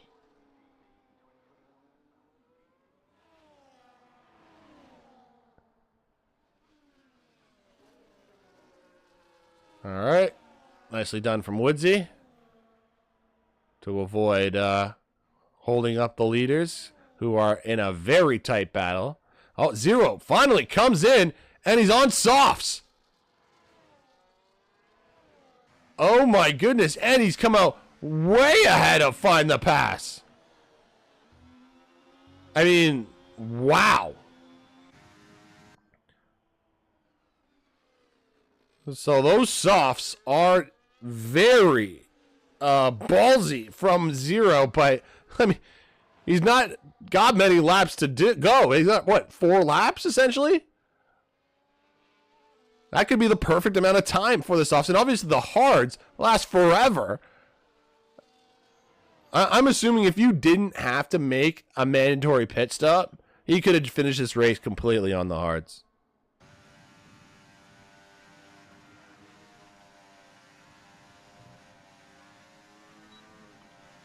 And look at this, the fresh softs. Oh my goodness. Compared to the aging hards, and that is a massive difference right there. You can see the grip difference. You can see how Zero is flowing through this track. It almost looks like hot laps here at this point. I mean, he's only 3.2 seconds behind his teammate as well. That's actually crazy to think.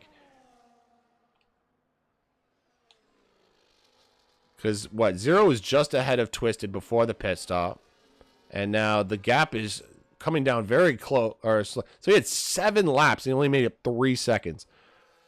And now Zero is on a charge for these final 3 laps.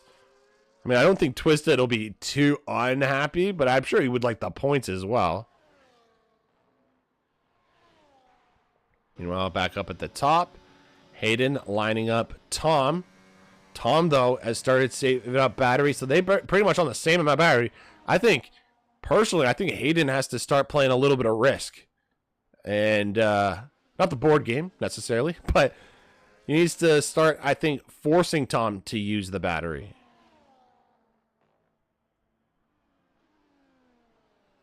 Because as it stands right now, Tom is fully charged.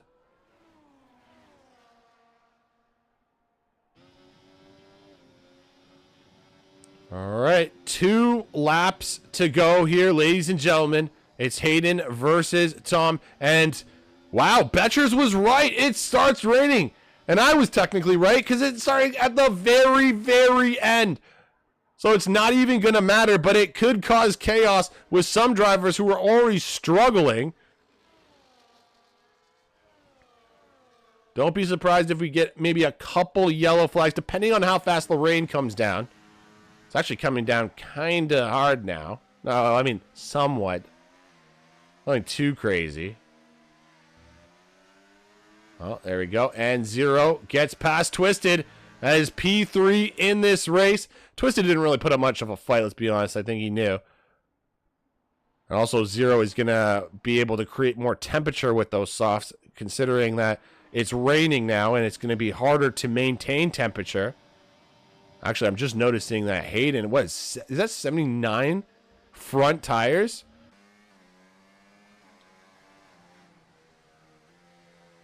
Okay, temperatures are a little higher on the front for the Alpine of Tom. This could get really scary. Oh, something's happened in the background. Nothing too crazy to note, though. Here we are, the final lap of this race, ladies and gentlemen. It's Hayden versus Tom. The rain has started to come down. Cars are slipping and sliding. People are losing temperature in their tires. They got to be very smart on the braking. Tom looks like he went a little deeper than Hayden there. They're definitely not forcing this. You can see the throttle applications on these guys, not trying to get overzealous. They know what's in store come half a lap from here. Oh my goodness, now it's the fast chicane. This is gonna be a slow chicane now. Or a medium chicane at this point. Definitely cannot go the typical speed. But Hayden's still got DRS. He's got to try and force something. Going in to turn 11. Here we go. It's what you think is Hayden's last opportunity. Oh my goodness, Hayden! He now has to be better on the braking. Tom fights back. Oh my goodness. DRS is disabled. Is that the race win right there, folks?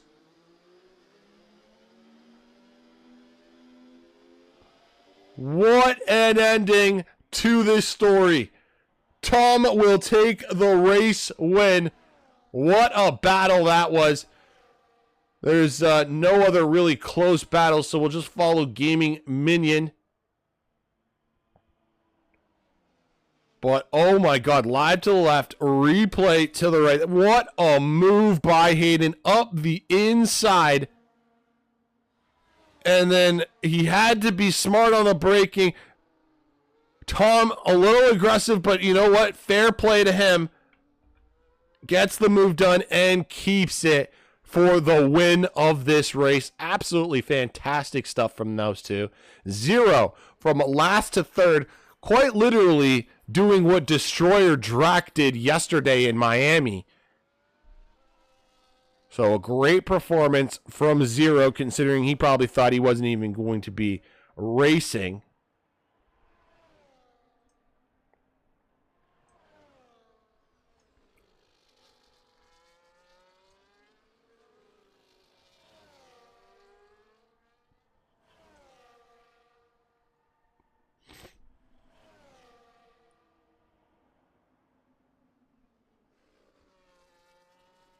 Alrighty then. Well, there you have it.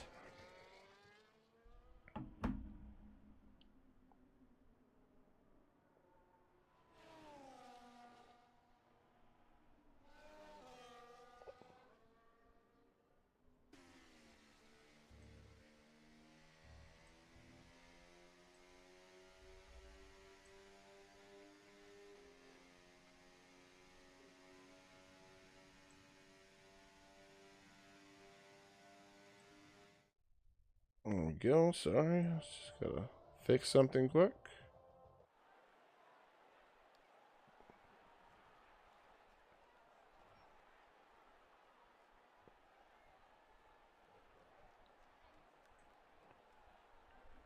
That 0 pass wasn't going to hold up my teammate up. Yeah, I understand that. No worries, Twisted. Alrighty then, so there you have Tom with the fastest lap and the race win. Congratulations. And you got Hayden P2, 0 in P3, Twisted P4, Brewdog in P5, Find the Pass P6, Bjorn in P7, Minion P8, Whitey P9, Gumbo in P10, Dom in P11, Dart Tim's P12, Reaper P13, Betcher's 14, Toto in 15, Preet in 16, Woodsy 17, and Destroyer Drac to round us out in P18. Here we go to the race director. We'll go to all the incidents for you guys.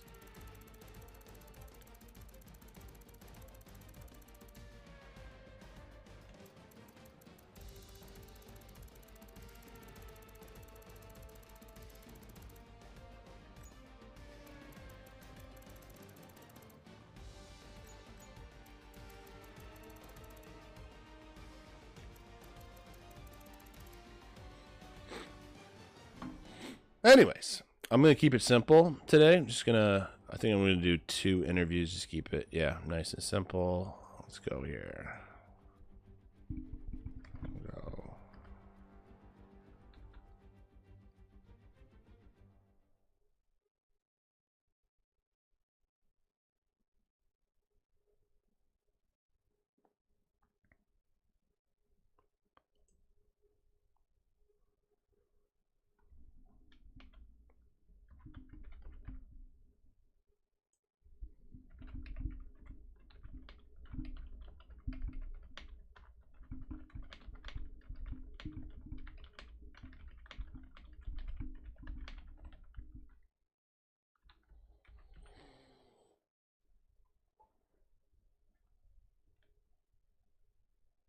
Alrighty then. So put the mic there, headphone.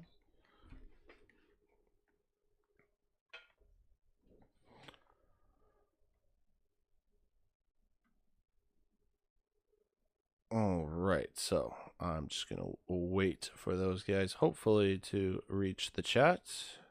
I've invited Twisted Dragon and Brewdog to join in. I feel like I haven't talked to Brewdog like ever, so definitely would like to get him on the stream at least once or twice or however many times I fucking got him on here. And then Twisted as well. Gotta wait for Twisted. I know he likes to fucking talk out of his ass, so I'm surprised he's not in there.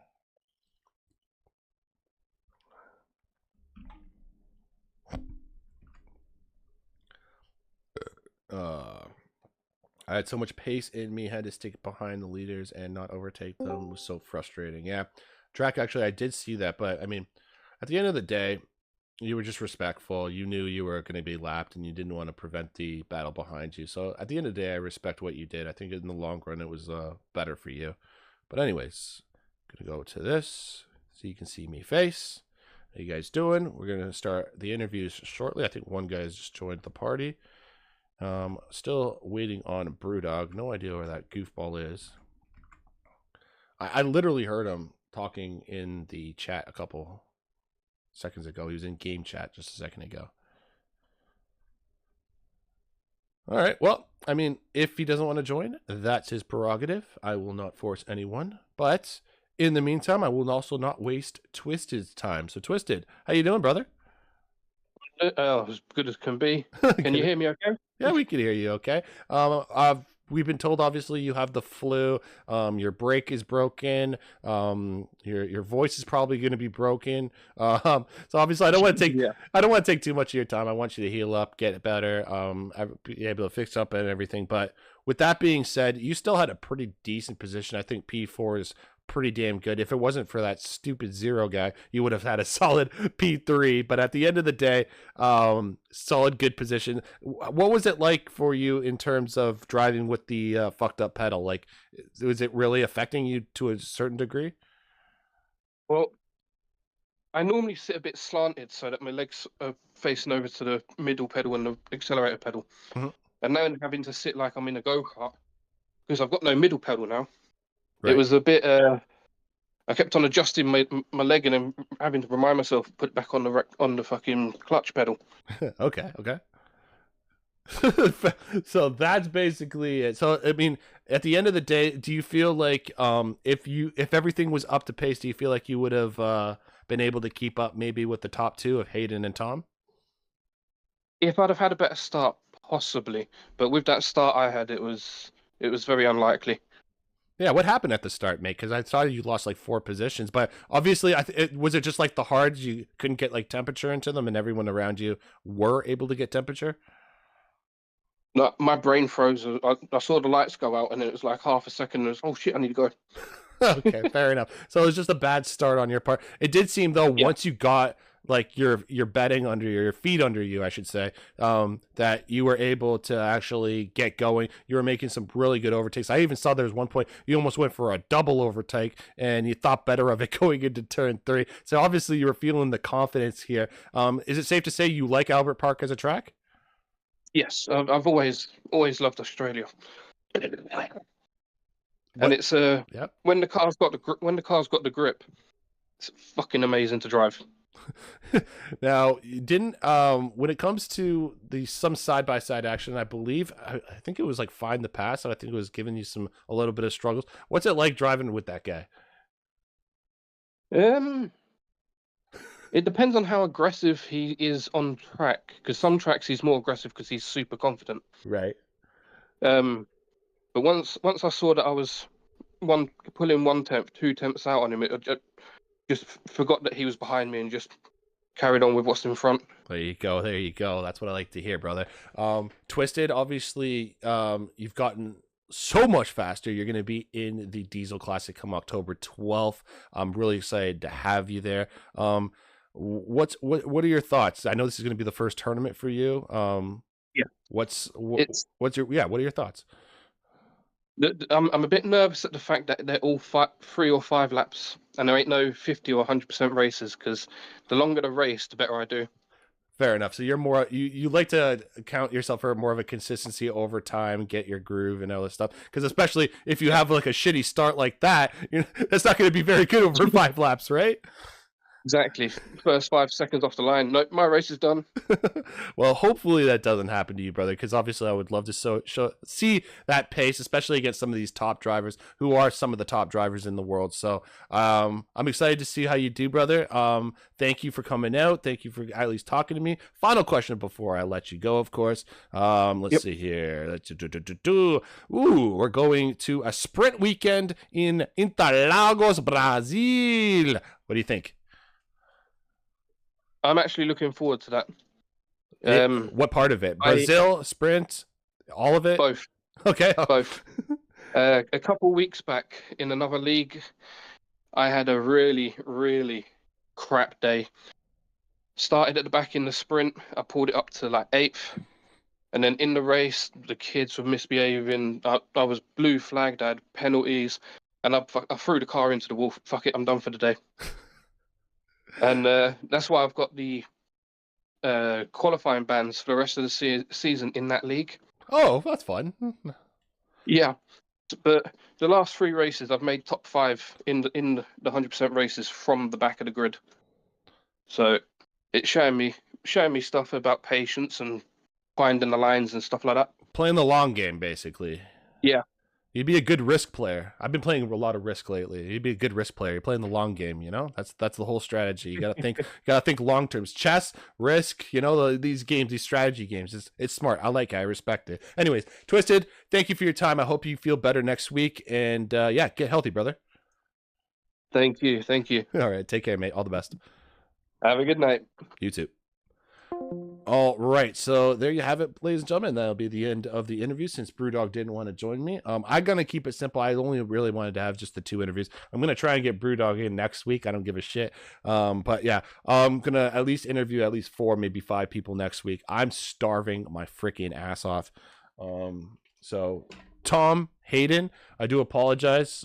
Maybe we'll talk. Well, we'll probably talk in the future. Let's be honest. There's lots of time. There's still lots of racing to go. And I've not forgotten about you guys. Congratulations. That was a great battle up at the front. I did catch the very end of your battle, so hopefully you guys enjoy that as well specifically. And without further ado, I'm not going to play the Diesel Classic ad anymore. Don't you guys worry. I think enough of you have seen it. But anyways, yeah, October 12th, going down. If you want to be in the Discord at least, so you get notifications on when the tournament's going down, what the streams are going to be, because it will not be on the Dub Zone.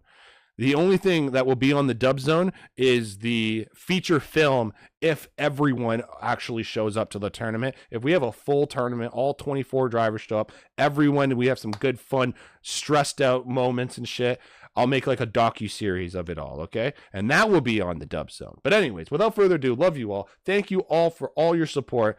And until next time, Diesel out. Have a great fucking night. Mwah! Love you all. Peace!